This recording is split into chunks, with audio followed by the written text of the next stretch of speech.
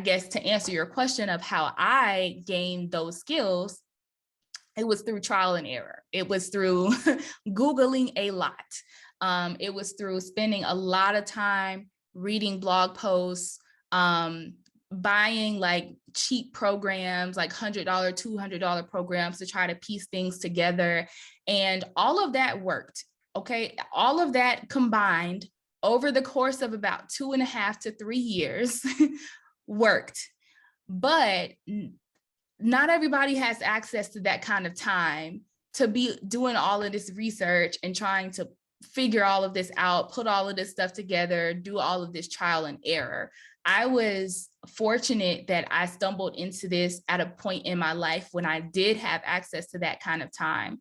But I recognize that not everyone does. And so that's part of why I created the Health Professionals to Health Writers program. Was I basically created a curriculum that I wish I would have had at that point in time, that kind of takes somebody from point A to point Z in that 4-month time period. So they understand what content marketing is, how it works, all the things you need to think about, how to write a blog post, how to choose a niche, all of those things that it took me 2.5 to 3 years to really figure out and hone myself. This is the Public Health Millennial Career Stories podcast, where you'll hear about diverse career stories, career strategies, get tips, and learn from others to help you in your public health career journey. If you want to learn about public health careers, or just hear public health stories, stay tuned because you won't want to miss this. Here's a quick message from today's show sponsor. Are you lost or confused in the application process? Are you a recent graduate and not sure how to navigate the job market? Take control of your career growth by accessing Public Health Hired's tools and methods that have helped hundreds of public health professionals advance quickly into higher paying jobs. To get started, check out the free job alerts on Instagram or download free key terms at www.publichealthhired.com. Use the exclusive code Hired100 in all caps to get $100 off the Hired Masterclass. Again, that code is Hired100. Keep calm and job hunt on. You got this. Now back to the episode. Welcome to the Public Health Millennial Career Stories podcast, episode number 111. Thank you everyone so much for joining me. Omari Richards here. Be sure to follow me on Instagram if you have not as yet, at the PH Millennial. Be sure to subscribe, whether you're watching this on YouTube or listening to it on any podcast platform. And if you are listening on a podcast platform, be sure to leave a review, 5-star review, share it with a friend, leave a like on YouTube. Greatly appreciate that. I really enjoyed today's conversation. I think it's the first person that I have with a doctorate in pharmacy. And I really like how she carved her path, not only thinking about the pharmacy and getting her doctorate there, but really being intentional in trying to get public health in as a focus there and getting to the CDC, and then shifting and getting into this content writing and content strategy game and world, and building out this accelerator that I think is really cool. And I think a lot of you are going to take a lot of value from this. If you're interested in being able to carve out your own path or interested in health writing, be sure to check out this guest, but I hope you'll enjoy. Today, we have someone whose mission is to fight health misinformation online through 2 pathways. One, through StockRose Creative LLC, where she creates culturally relevant content strategy for venture-backed digital health companies, particularly those focused on improving the health and wellness of Black communities. And 2, she runs the Health Professionals to Health Writers 4-month Accelerator. This coaching program teaches pharmacists, healthcare professionals, and public health professionals how to replace a portion of their salary with freelance health content writing. She got her bachelor's degree in Spanish from Emory University. She then went on to get her Doctor of Pharmacy or PharmD degree at Mercer University. She is a health content strategist and health content writing coach for over 5 years through StockRose Creative LLC. We have Megan N. Freeland, PharmD. Welcome to the show. Thank you, Omari. Really excited to be here. Pleasure is mine. I know I see you on LinkedIn all the time, so I'm glad that I can find some time for you to hop on and share more about your story and all the insights that you do have. Yeah, excited to share. I see you on LinkedIn and YouTube all the time as well, so I love it. Awesome. I'm glad to hear that. So let's start off with how you're doing and how you've been coping during the pandemic. Oh, that's a loaded question. I'm here. That's about as good as it gets right now, to be honest. I'm here. We're doing okay. I'm parenting, I'm working, I'm trying to take care of myself in the process. So that's about what I can ask for right now. Yeah, well, we are glad you're here, and we're glad that you're still showing up despite whatever else is going on in your life. And especially, I can imagine being a parent in this time, it could be challenging with all the other things as well. So shout out to you for doing that, and thank you for making time once again. Thank you. You're welcome. So tell me, how do you identify, and then tell us a little bit about your personal background.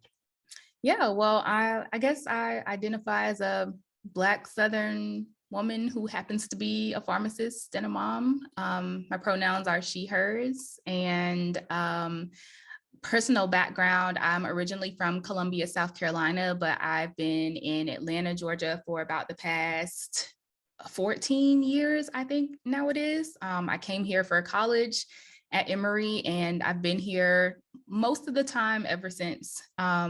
So I'm sure we'll get more into, what I do and kind of how I got down those paths later in the conversation, but that's a little bit of background. Okay, awesome. My neighbor in North Carolina is from that same place in South Carolina, and I am currently in Atlanta shooting this. So Nice. nice to be in the same city as you. Yes, definitely. Awesome. So before we get more into your collegiate experiences, tell us, what does public health mean to you?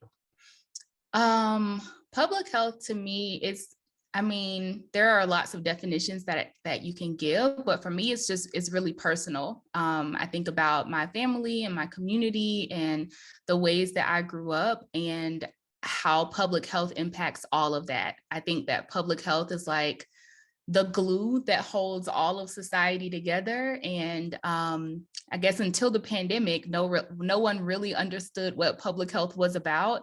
I think there are still parts of public health that people don't understand, but it is, I guess, a silver lining is that there does seem to be more of an appreciation for public health and all that it does in the general public. Yeah, absolutely. And hopefully we can continue with that momentum and continue getting public health in the forefront, as well as getting the needed funding in public health and all the initiatives there as well. Definitely that part. We need the funding. Yeah. Definitely. Okay, so you got your bachelor's degree in Spanish at Emory University. So what was that thought process going in there? Did you start off as a Spanish major, or tell me more about that? Yeah, I actually did. I had always taken Spanish classes, even through like my K through 12 education. So I think we started Spanish in kindergarten, and there was only 1 year that I didn't take Spanish. That was sixth grade, and that was because the magnet program I was in required that all sixth graders take Latin. So that was the only year of all my education that I didn't take Spanish. I did AP level later in high school, and I always knew that I would major in Spanish. I didn't initially intend to go into pharmacy. I thought I would go to medical school. But knowing that I would go into healthcare, I knew that being bilingual in English and Spanish would be an asset and a skill set. And so really, once I learned that I didn't have to major in a science in order to be a medical doctor or whatever type of healthcare professional I ended up being, I was like, oh, well, I'm going to major in Spanish. Balance has always been important to me. And I was like, I have to take all these science classes anyway. Like, I don't necessarily need a degree in it. Why not get the degree in something I really love and am passionate about? And I'll knock out my prereqs, just on the side. So I actually majored in Spanish. I minored in linguistics, and I did my pre-pharmacy coursework outside of all of that. Okay, that makes a lot of sense. And I like that perspective. And I hear it a lot from people who are going into medical school, or people who are advising people to get into medical school. Mm-hmm. Everybody has a biology degree. Everybody has a pre-med degree. Do something different, because you, as you said, you are going to get the prerequisites. You are going to do the research and all the other things. And to your point, like, do something that's fun for you. And the question that I did want to ask was, when did you realize that being bilingual would be helpful in a healthcare career? My mom always told me that. She was one of the people who encouraged me to keep up with Spanish when I was, in my K through 12 education, because again, I always wanted to be a doctor, some type of physician. I think I floated between pediatrics, anesthesiologist, but I was always interested in some type of medical path. And so knowing that, she always encouraged me to keep up with Spanish as a skill set. And she just continued to emphasize that. And it was my idea. She liked it. So it just kind of went from there. Okay, that's awesome. And shout out to your mom for having that kind of foresight as well, because that's not something that a lot of us think about or see the asset or the beneficial aspects of that. So that's awesome. Yeah, she actually spent some time in Panama in Central America. And so I think that likely informed, her perspective on that. Okay, Panama's a beautiful country. I was there earlier this year as well. So, Yeah. so I love that. Okay.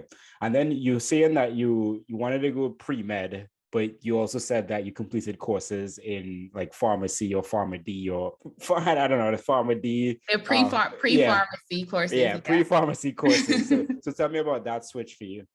Yeah, I actually, it was very early on in undergrad that I had sort of an epiphany, if you will, that I didn't actually, I think I liked the idea of being a physician, but when I actually thought about what all that would entail and what that could potentially mean for lifestyle later down the road, I started to think about other career paths in healthcare that would afford me a little bit more of the lifestyle that I was looking for as an adult. So it was, again, like a kind of thing of foresight and thinking about the future. And I was like, I don't think I'm about that life. And so what else can I do within healthcare that doesn't require all the stuff? And so I had a family friend who was a pharmacist, and I had also been exposed to public health because we went on this random field trip when I was in the 9th grade with my magnet program. It was a field trip to Atlanta. When we came to Atlanta, we toured Emory and we toured the CDC, which was right next to Emory. So that was the first time that I became aware of like public health as a thing. I still probably couldn't have told you exactly what it was, but on that trip, I decided I'm going to Emory for college and I'm going to work at the CDC. So fast forwarding to my freshman year of college, thinking about other career paths, I was kind of weighing pharmacy and public health in my mind once I decided medicine wasn't it. My mom, again, was like, she was not happy with this decision. But she was like, well, if you're not going to do medicine, you might as well go ahead and do pharmacy so that you will have a doctorate behind your name either way. And she also didn't know what public health was. So like that was not convincing to her.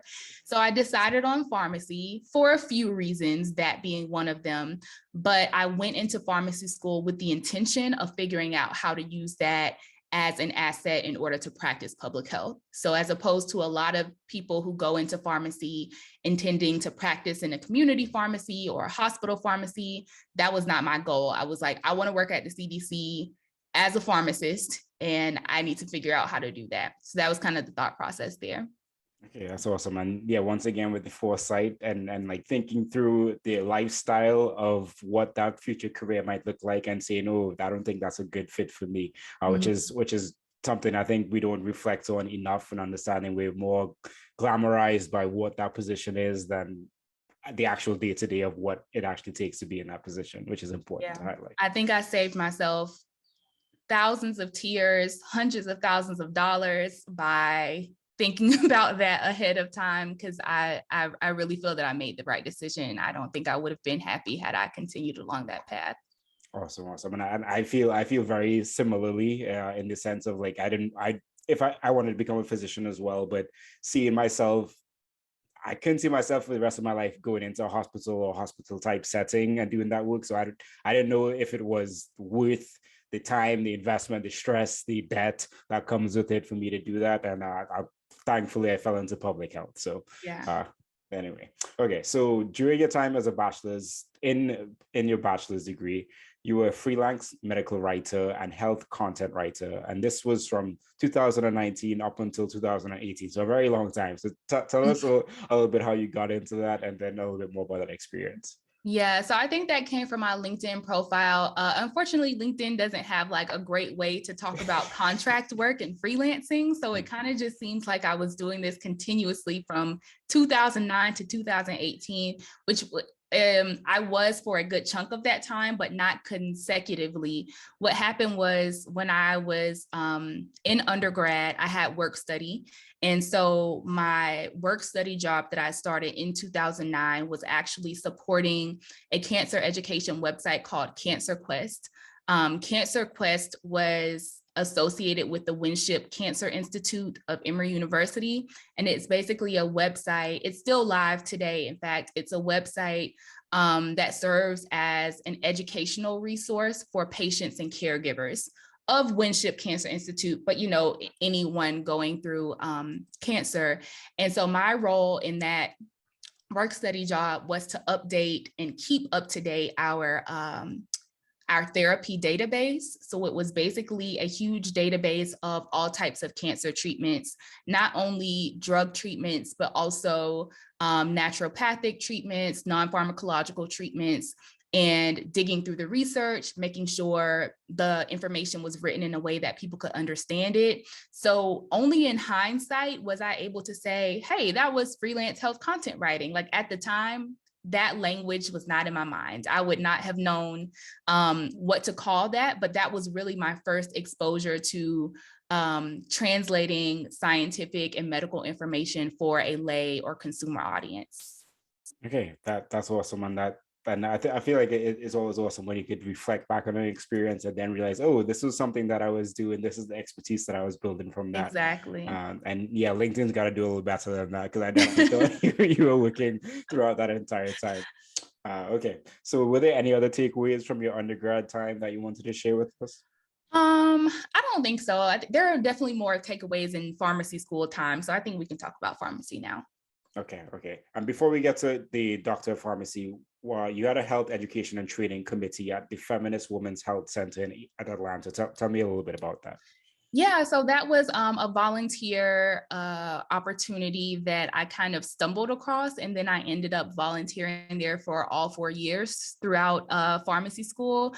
My school had a requirement that everyone complete a certain number of community service hours. And a lot of people would complete those in like typical pharmacy settings. But again, and we'll talk about this as we talk through pharmacy school, my eye was always on public health. So whenever I was looking at extracurricular activities, I was thinking, how can I be involved in a public health setting in order to kind of bolster my candidacy for public health positions in the future? Course-wise, like recommendation wise, I was already going to get the pharmacy stuff. So my intentionality behind that was, how can I get the public health experience? And so volunteering on this health education training committee for Feminist Women's Health Center was kind of the first way that I identified to do that. And I stuck with that throughout all 4 years of pharmacy school. Okay, that's awesome. And it seems like there's this thread of like intentionality in a lot of the things that you're doing and getting that experience, especially with you going into pharmacy school, but knowing that you had this eye for public health. Mm-hmm. Okay, so you got your Doctor of Pharmacy or PharmD at Mercer University. So tell me a little bit about that thought process. Yeah, so I went into pharmacy school, like I mentioned, the goal of getting my doctor in pharmacy and figuring out how public health was going to fit into that after the fact. I did work throughout pharmacy school. So I actually worked at Children's Healthcare of Atlanta, our children's hospital, all 4 years of pharmacy school. Every other weekend, I was there at CHOA. And I loved that experience. And also it confirmed for me that I did not want to work in a hospital after graduating and becoming a pharmacist. Nothing wrong with it. Again, just like personal and lifestyle. I don't want to work on weekends. I don't want to work on holidays. I, don't want to be focused on only dispensing medications or doing clinical consults on medications. I wanted to have like a broader impact with my career. So I appreciated that experience, but it affirmed for me that hospital pharmacy was not it. And also during pharmacy school, one of the other public health opportunities that I figured out was available was a CDC summer fellowship. And this was I think it's called the James Ferguson Emerging Infectious Diseases Fellowship. This was my first experience being at the CDC, which was really exciting. We were paired with a mentor and kind of assigned a project for the summer. So my project was a literature review. And this was around the time that the huge infectious outbreak happened with the New England Compounding Center. I don't know if anyone remembers that, but my literature review was about exploring the history of infectious outbreaks linked to compounding centers within a certain time period. So I focused on that for the summer, ended up getting that published. That took way longer than the summer. Like that was not a 9-week process. I think it was probably the following summer when it finally got published in the Journal of Patient Safety. And then also as a part of that experience, I got to travel to Panama to help with an epidemiological investigation that was going on at a hospital there. So those are just like a few of the public health experiences that I had while I was in pharmacy school. And I was really honored to receive the U.S. Public Health Service Excellence in Public Health Pharmacy Award when I graduated from pharmacy school. That really affirmed that even though I feel like a lot of the faculty and staff did not quite understand what I was trying to do or why, it affirmed for me that all of my hard work in trying to create these opportunities for myself or find these opportunities didn't go unrecognized, because all of that stuff I had to figure out on my own. In pharmacy, the paths that you are taught are pretty much how to go retail or how to go hospital, and you need to do a residency, and here is why. And in my perspective, I was like, if I wanted to do a residency, I would have gone to medical school. The whole reason that I chose not to do that was so I didn't have to do all this extra stuff. So we're going to figure out how to make this work in a different way. And I did that. So that was really rewarding for me personally and professionally. Yeah. That is awesome. Congratulations on that. And I could imagine how affirming that is, as well as like just being a trailblazer in doing something that everyone else around you probably thinks like, what is she doing? Like you're probably thinking you're kind of crazy. And maybe they had some times in there where you had some self-doubt, but at the end of it, you were able to like persevere, both get the pharmacy degree and get that doctorate, as well as be recognized for doing a lot of work in public health and like really forming that intersection in the work that you're doing. Was there anything else you wanted to share on that? Not in particular, but I'm glad that you brought up like the self-doubt. I always say this is me talking, 7 years in the future in hindsight when all of the pieces came together and I feel confident about what I did. But there were definitely times when I was like, okay, Megan, what are you doing? Like, why do you think this is going to work? And just, people, your mentors, your advisors, they really do have your best interest at heart, but I've always been of the belief that nobody knows you better than you. And so as long as you understand what your goals are and what steps that you need to take to reach them, take advice as you will, but also recognize that you are the only person who has to walk this path and execute. So, be judicious about the advice that you take and what you do with it. Yeah, absolutely. And so during pharmacy school or doctorate in pharmacy, you said you're doing a lot of these public health experiences. Did you have an idea for like the specific type of role that you wanted afterwards, or what was that process for like thinking about jobs after graduation? Yeah, I knew I wanted to work at the CDC again, so that doing the summer fellowship confirmed that desire for me. And so I was looking into different positions there, but I was kind of applying to a lot of different types of positions. I still didn't know, like, this is the specific title that I'm looking for. I don't think that I had connected all of those threads yet, but what I had started to realize was that of all of the professional and professional and growth opportunities that I had up to that point, I started to recognize that writing and communications was a common thread in all of those things. So I was like, okay, if writing is the skill that is continuing to open doors for me in public health, then that seems like a great thread to continue. So I think I was looking for roles that emphasized writing and communications. When it started looking like I wasn't going to find a position at the CDC in time for graduation, I kind of shifted my strategy. So in pharmacy, there's also the pharmaceutical industry, right? The drug companies. And there are postgraduate fellowships that are offered at pharmaceutical industry companies. There was one fellowship in particular that had a public health component. So like in these fellowships, you kind of rotate through different sites. You might be in a place of academia, and then you might go to the pharmaceutical company, and then you might go somewhere else. There was one program that had FDA as a rotation site. It was the only program at the time that had any type of public health component. All of the other ones were purely pharmaceutical industry and academia. So I was like, okay, if I can't get into CDC, just like straight out the gate, I will try to pursue this fellowship program that has this public health component because, again, public health increased my candidacy. So that's how I ended up interviewing for lots of different fellowships, including that one. And I ended up selecting that fellowship to go into immediately after graduation. Okay, that's awesome. And that makes a lot of sense. And I guess, like, as you said, like pivoting a little bit, saying like, it's going to be hard for me to get directly into the CDC right now, but what are the steps I can take right now to build both on the pharmacy school and our knowledge there, but also on the public health side to really position myself for that next step afterwards? Definitely. Awesome. Okay, so you're a regulatory pharmaceutical fellow in the drug information at Purdue University, Janssen Scientific Affairs, LLC. So Yes. you shared a little bit about how you came across this. What specifically did you do in it? Yeah, so it depended on the rotation. The FDA rotation was a part of this as well, but in a second, you'll find out why that didn't happen.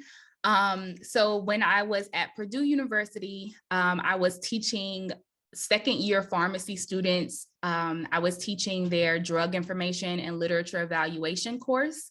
And on the days that I wasn't teaching, I was working in the drug information center within Indiana University Health System. So healthcare providers could call us, or they could send an email to the call center and say, hey, I have this drug information question.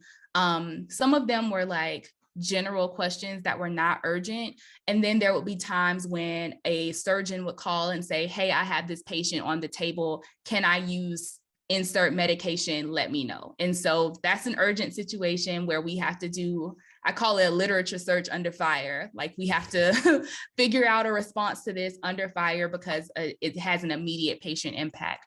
So that was my time in the call center. And then I was teaching pharmacy students on the days that I wasn't there.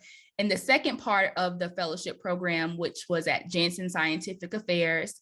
Janssen is the pharmaceutical arm of Johnson & Johnson, just in case anyone wasn't familiar.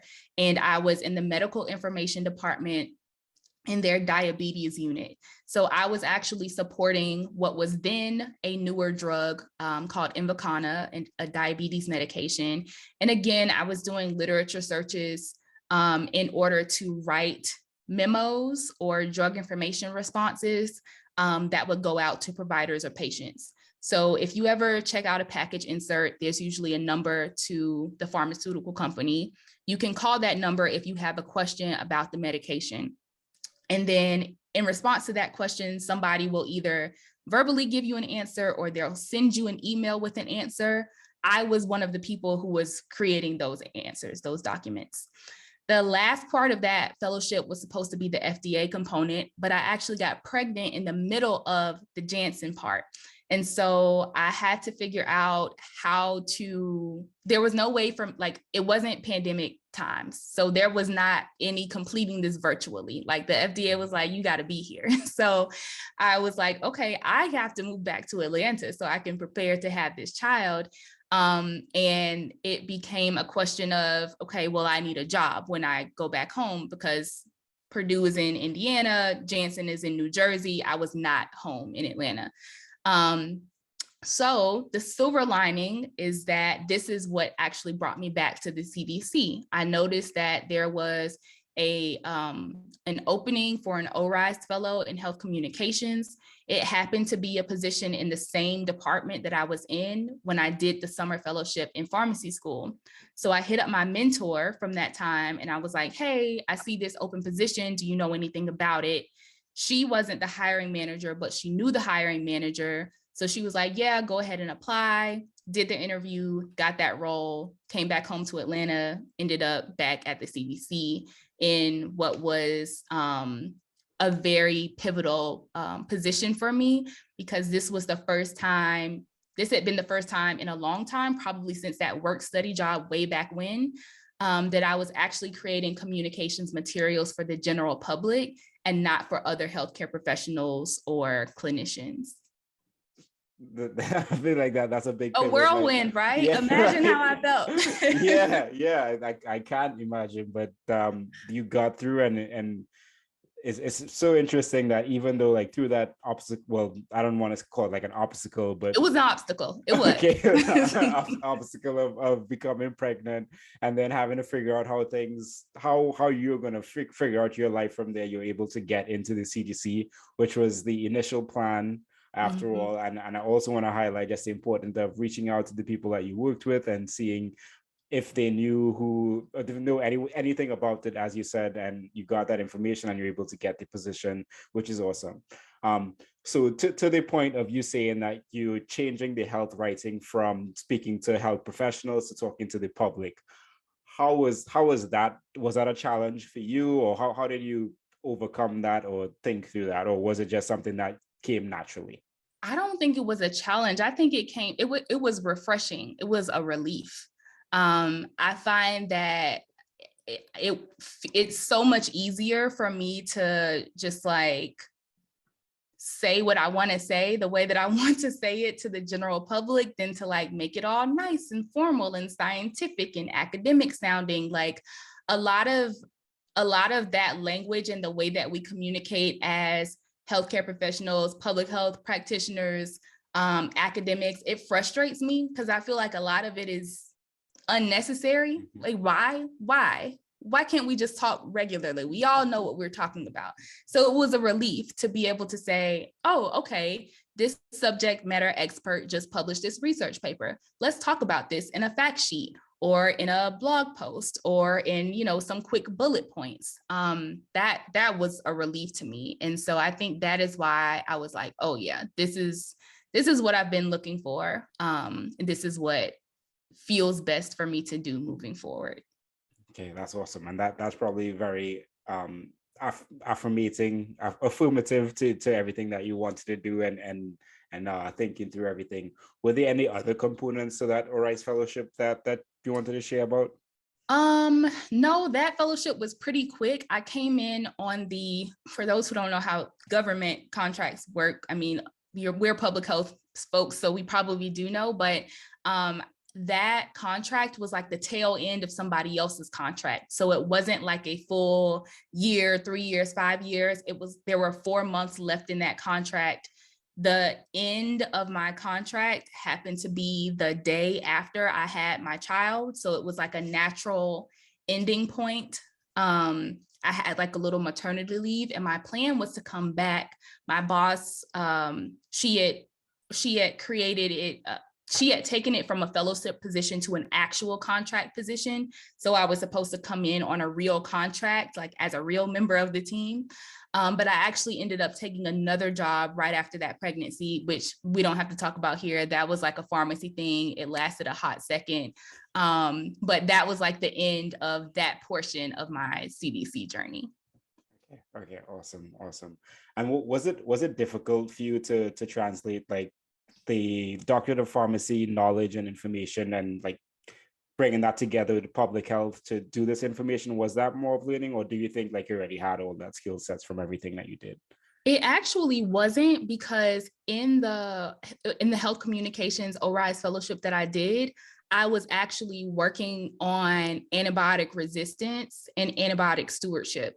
So it was literally hand in hand with my pharmacy degree, because I could use all of my knowledge about infectious diseases, antibiotics, antibiotic resistance, and like easily translate that to public health. So it was probably for the best that this position was what it was, because I don't know if there could have been a more natural therapeutic area for me to be in as a pharmacist. Like it's not like I was in injury prevention or something else that was like tangentially related to pharmacy, but not really. It was like, no, we're talking about drugs, talking about antibiotics, so it worked out. Okay, that's awesome. That's awesome. And then after the fellowship, the position that you got was a regulatory affairs specialist, which was contracted at the CDC for Chenega Corporation, which I believe is just like a big corporation that does a lot of contracts with the CDC. That's exactly what it is. Yeah. So how you come across this, and then what did you do in it?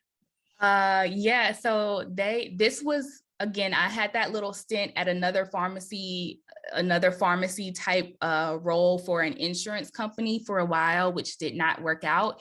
And a recruiter for this particular role had reached out to me early on when I started that job. And I was like, oh, I just started a new role, not interested, whatever. Then when I realized that wasn't going to work out, I went back to that recruiter. Was like, hey, by the way, is this regulatory role still open?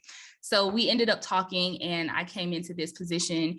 This position was supporting, what's the easiest way to say this? This was supporting CDC's strategic national stockpile. So stockpile of medications, vaccines, devices, supplies that can be deployed in the event of some type of public health emergency, pandemic, epidemic, outbreak, et cetera, where a lot of our monkeypox vaccines and drugs are coming from right now. And so basically the role was to be like a liaison between the CDC and the FDA. There are a lot of documents that have to be maintained, created, updated, so that in the event that we need to use drugs from the Strategic National Stockpile, all of the documentation from the FDA that we need to be able to administer medications to mass groups of people, et cetera, all of that is done. So our job was really to create and manage those documents, which meant that all of the writing we were doing was very regulatory in nature. I mean, literally code of federal regulations. That is what we were working with on a day-to-day basis, which, as you know, is much different from health communications, which I just said I was really excited about and wanted to stay within. So this role was particularly challenging for me because I did not have any prior regulatory experience. I had never written an EUA, an emergency use authorization, before.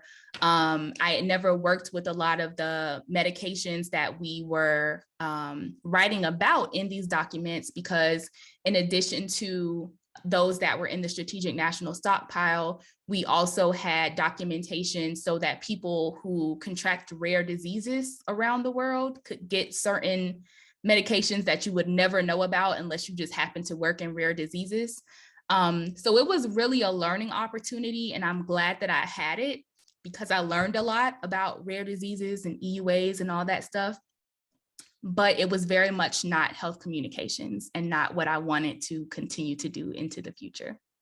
Was that what kind of informed you moving into your next role, or was it just like a natural progression? Oh no, that's definitely what inspired me.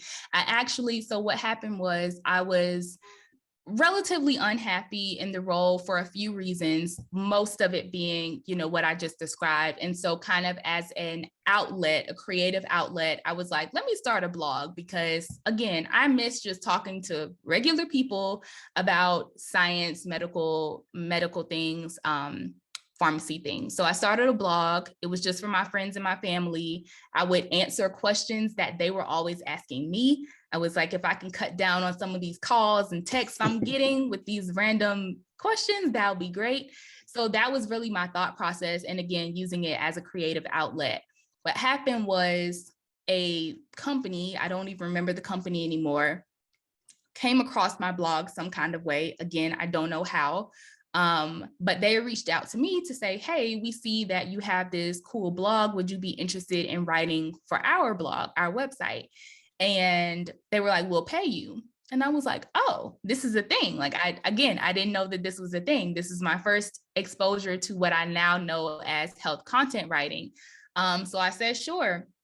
And I realized that if they were willing to pay me for this service, and there were likely other companies who were willing to pay for this service. So it kind of snowballed into a freelancing journey. And I was doing this while I was working at the in the regulatory affairs specialist job. Once I realized that it could keep snowballing and, be a real business, I chose not to renew my contract with Chenega, and I went full time into working as a health content strategist. Awesome. And your current business, where you're a health content strategist and health content writing coach, is StockRose Creative LLC. Yes. So when did you take it like official to make it an LLC, a business? When was that in that process? So I started freelance writing in either at the end of 2016 or the beginning of 2017. And when my contract ended, it was August 2018. And that is when I formalized through an LLC, got my EIN, did the bank, did all the things. So it was after that contract ended that I was like, okay, I'm not just freelancing anymore. Like, this is a business. I want to treat it like a business. So that's when that happened. Okay, awesome. And then taking you back to when you were freelancing, you said that you were trying to snowball what you were doing. Did you do active things to do that? Maybe like reaching out to different websites that are posting health content, or what were the things that you did? Yeah, so only that first opportunity came into me. Everything else was proactive. At that point, everything else was proactive. So I was like, okay, well, let me try to identify other companies who might have a need for this type of service. I reached out to we have like independent pharmacies, so not like your chains, like your CVS, your Walgreens, but kind of like your independently owned pharmacies, compounding centers. I kind of was reaching out to those folks to say, hey, is this do you have a blog? Do you need a writer for your blog? And that's kind of how I came across my first several opportunities. At that point, I was using a gig platform called Upwork, which some of you may be familiar with. So a lot of those opportunities I was finding there, or at least I was using the opportunities that I saw on Upwork as inspiration or like ideas for what other companies that I could go to. So that's the main resource that I was using at that particular time. And then in the introduction, I talked about two pathways that you have in your business. One is around StockRose Creative LLC, where you create culturally relevant content strategy for venture-backed digital health companies, particularly those focused on improving the health and wellness of Black communities. And the second one around a 4-month accelerator around health content writing for health professionals. So tell me more about those pathways. Which one was developed first? So StockRose, the actually providing the service of developing content strategies and content writing for digital health companies, that came first. This was the business that we're speaking about now. So when I first started out, that like long description that you just gave, that was not a thing. I did not yet have a clear idea about what types of companies I was working with. Primarily, I was really just trying to get experience and explore so that I could see what I liked, what I was drawn to, and not just the type of writing that I liked, but also the type of clients that I enjoyed working with, because all clients not the same, different people, there's different culture, there are different expectations, not like ethnicity cultures, but like the culture of certain types of organizations. Like, it's very much different to work with an independent pharmacist than it is to work with like a digital health startup. It's just a different vibe. So I wanted to explore and kind of see what I was most drawn to. And over time, I refined and tweaked and changed the types of clients that I was targeting. As I learned more about what I enjoyed and where I thrived, I would tweak my niche accordingly. So eventually I landed on that niche of supporting innovative digital health companies, health education companies, and coming up with their content strategies and their content writing. And the emphasis on Black audiences and Black communities came from the fact that a lot of companies don't know how to create content that resonates with Black audiences. So they just needed help with that, and I volunteered as tribute, basically. So that is StockRose, the business. And then I did not develop the Health Professionals to Health Writers program, which is the 4-month accelerator, until early 2021. So January 2021 was when I started to like create and develop the program. And my first student started that program in March. So it's been almost a year and a half now of running that accelerator. I'm in my 4th cohort right now. We'll be enrolling my 5th cohort pretty soon. A spoiler alert for your listeners. But yeah, that's been an amazing journey that I'm happy to talk more about if you want. Yeah, absolutely. So the question that comes to my mind first is, like you said, that you have a lot of experience with health writing. You've shown that you have experience with health writing, but where do you get the experience and knowledge around the content strategy side of things and getting confident in doing that? Because being a health writer and being a content strategist, similar but different. So exclamation point, exclamation emoji, very different. Thank you for highlighting that. So one of the myths or misconceptions that I think abounds about medical writing is that, one, a lot of people think that it's all just one thing, that if you're a medical writer, then you do all types of medical writing for pretty much everybody who needs writing that's about medicine. And that is not the case. There are a lot of different types of medical writing. And some of those types you can kind of just jump into, not meaning that it's easy to get into, but meaning that if tomorrow a pharmacist or a public health practitioner or a physician or whomever got a medical writing position, they would probably be able to create some deliverable for that position just by the nature of our professions, our education, our background. Health content writing is not necessarily the same. Now, that doesn't mean that you couldn't answer a health question in a basic way for a general person to understand. You might be able to do that, but what sometimes is not communicated clearly is that health content writing is a part of a larger concept known as health content marketing. So the writing that you are creating as a health content writer is a marketing asset. And it's that marketing part that trips people up, because that means now, you don't just need to know how to write and how to communicate information to the general public.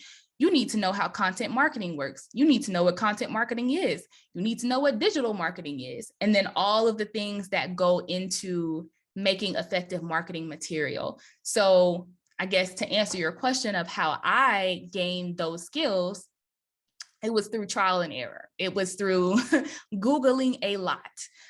It was through spending a lot of time reading blog posts, buying cheap programs, $100, $200 programs to try to piece things together. And all of that worked, okay? All of that combined over the course of about 2.5 to 3 years worked. But not everybody has access to that kind of time to be doing all of this research and trying to figure all of this out, put all of this stuff together, do all of this trial and error. I was fortunate that I stumbled into this at a point in my life when I did have access to that kind of time. But I recognize that not everyone does. And so that's part of why I created the Health Professionals to Health Writers program.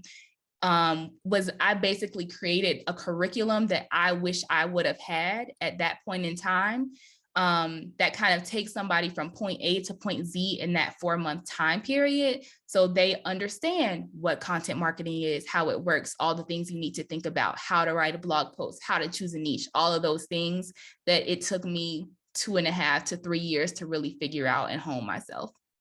Okay, that makes a lot of sense, and I'm glad you share that. And I think it goes directly into my next question. So, who is the ideal person for the 4-month accelerator, and what are some like key things that they will learn from being a part of this accelerator? Yeah, so I'll start with the second half first.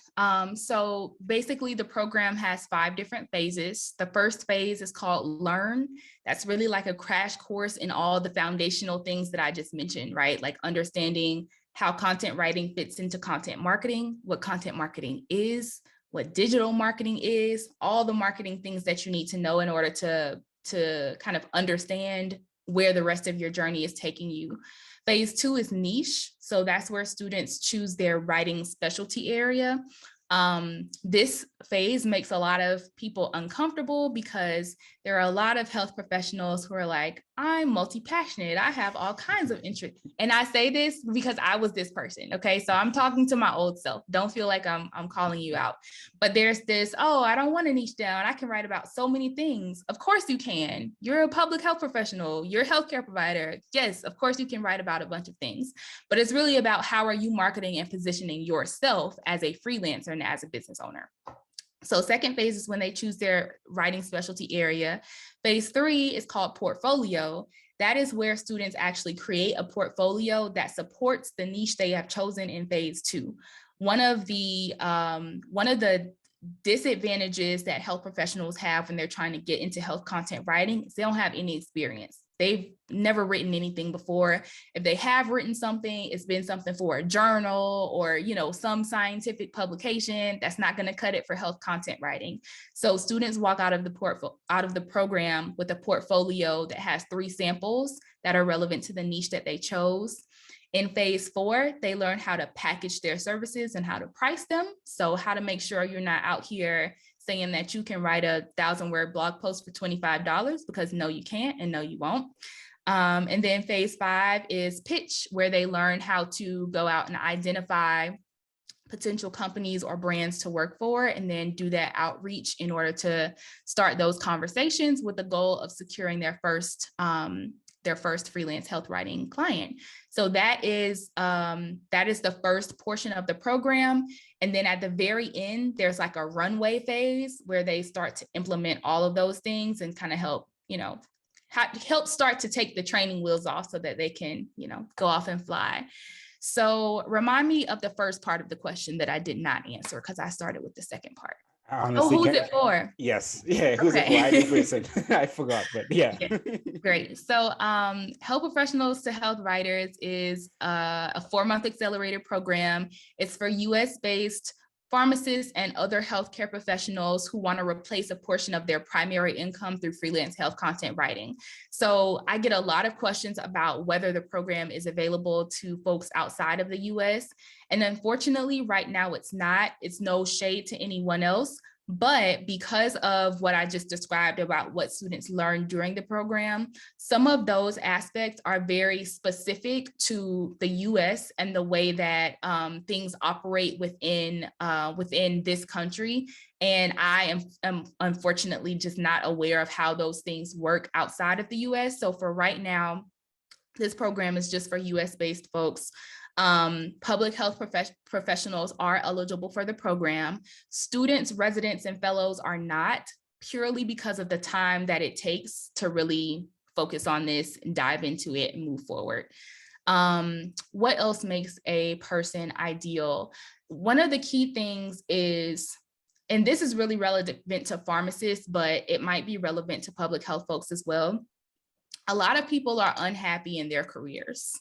And I recognize that. And I look at freelance health content writing as a way to, almost like I did when I was unhappy in my regulatory affairs job at the CDC, right? I was not happy in that particular role. So I started this as a creative outlet. And this is a great way to kind of add some components of work that really excite you and fulfill you in a different way, even if you are in a full-time position that you don't necessarily love. But what I encourage folks to do is not to go into freelance health content writing just because you're trying to run away from your job. If your only motivation for doing this is like running away from where you are right now, it's not going to work out. If your only motivation for doing this is money, the money comes eventually, but after you commit and put in a lot of work to learn and implement. So if that is your primary goal, this is not the route for you. The people who succeed the most are those who are really passionate about patient education, about health literacy, about making sure that people have access to the healthcare information that they need. If that is a passion of yours, my personal passion is fighting health misinformation. If that is a passion of yours, then this is a really great path. But again, if it's just like, man, I need to do something else, or man, I'm tired of my job, or man, I need some extra money, there's other ways that you can get some extra money, get out of your current, like there's much easier ways that you can do that. So that's one of the things that I would highlight. Okay, I appreciate that. So where can someone find out more about this or register to be a part of the next cohort? Yeah, so if they want to be a part of the next cohort, what they can do is go on LinkedIn. My name is Megan in Freeland, and you can shoot me a message that just says WRITE, WRITE, and then we can talk through how you get on the wait list for the next cohort. It's great to get on the wait list because, again, spoiler alert, I always open up meet and greet calls. That's like, it's kind of like a conversation where I learn more about you, you learn more about the program, we see if it's a good fit. Meet and greet calls open first to people who are on the wait list. So they have already had the chance to enroll before the general public has. So if you shoot me a message on LinkedIn that says WRITE, then we can talk about how you get on the wait list. Okay, awesome. I'll be sure to link your profile in the description as well as the show notes. People can reach out very easily as well. You can just like search for it. It's not that hard. Yeah, it's really easy. Awesome, Thank you. Awesome. Yeah, you're most welcome. And before I move you on to the last section of the show, I would like to ask, where would you like to see yourself in the future?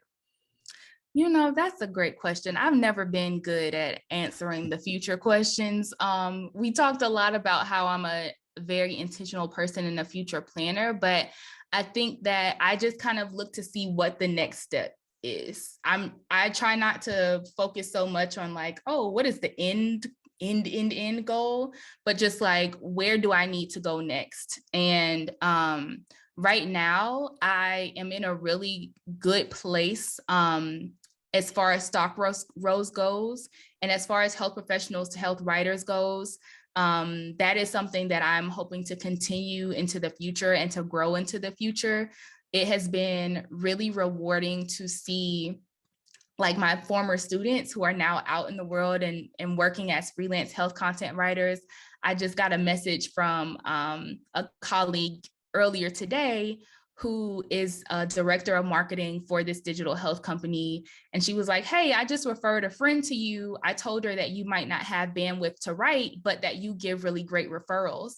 So I had referred two of my former students to her company, and they've been working together for a really long time. So like making those connections is something that I also do as a courtesy for my students. And that's been really rewarding. So I'm in terms of the future, in the near future, I'm just looking forward to improving and growing the program and continuing to help create writers who are able to contribute to the mission of fighting health misinformation online. Okay, that's awesome. And I look forward to seeing how that all goes and how you continue to develop everything that you're doing. Thank you. You're most welcome. And then moving you on to the last section of the show, the Furious Five, the 5 questions I ask all guests. Okay. Number 1, what advice would you give to a student trying to pursue a career in public health? Know yourself. Think about what you're interested in, what you're passionate about, and then reverse engineer that plan.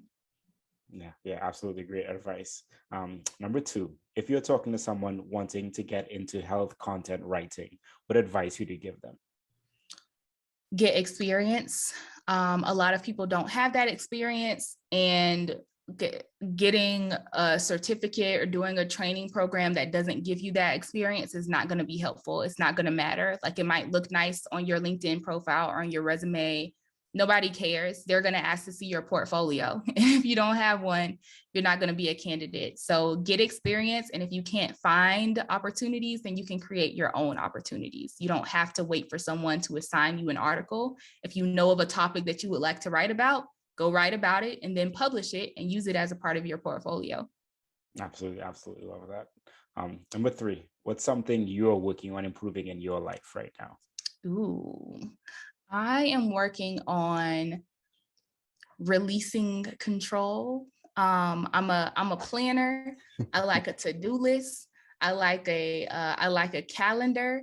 And so as I continue to grow, I can't have my hands on everything. So for example, I'm hiring an editor right now to support me in some StockRose work. And that's a baby step forward, relinquishing control. And that's a work in progress. Awesome. That sounds like some great growth though, some great growth. Awesome. So number 4, professionally, do you recommend anything outside of your program? Like in terms of someone who wants to get into health content writing? Sure. Yeah, there's a book. Let me see who's the author. Another important thing to know about health content writing is that it's really great if you know just how to write first, just like the basic, how to write. That's really important. And so if you feel like you could use some support with that, I would recommend any courses on like websites like Coursera, edX, LinkedIn Learning, that type of stuff. But there's also a book called On Writing Well. And the author is William Zinsser. That's what I recommend to my students if they feel like they need a little extra support with just like the basics of writing. So I would recommend that to folks who feel that could be helpful as well. Awesome. And I'll be sure to put that in the show notes, anyone interested in that as well. Perfect. And then number 5, and last but not least, where can people connect with you? Good question. So LinkedIn, that's where I live online, is LinkedIn. But I also have a YouTube channel. It is called Health Writing for Health Professionals, and you can follow along there. I'm also on Instagram. My handle is at Meg, MEG, PharmD Writes. And that's also my Twitter handle, but I'm on Twitter less than Instagram, YouTube, or LinkedIn. Okay, awesome. Well, I'll be sure to link all of those in the show notes for people to check that out. And I appreciate you sharing that. And I appreciate you coming on the show and sharing about your story. I like how you really created a space for yourself, taking a doctor of pharmacy, combining it with the public health work that you wanted to do, and now creating this health writing, health content strategy organization and Accelerator, which is doing great things and helping a lot of people out as well. Thank you so much, Emory. I really appreciate you having me. You asked wonderful questions, and we had a great dialogue. So thank you so much. Pleasure is mine, and I look forward to staying connected. Definitely. Awesome. Housekeeping items, everyone. Thanks for watching. Be sure to subscribe if you have not. Leave a like, leave a review, share with a friend. Be sure to join my Discord group, Community Health and Wellness. You can go to the phmillennial.com/join and check it out there. Thanks again for watching or listening. Peace.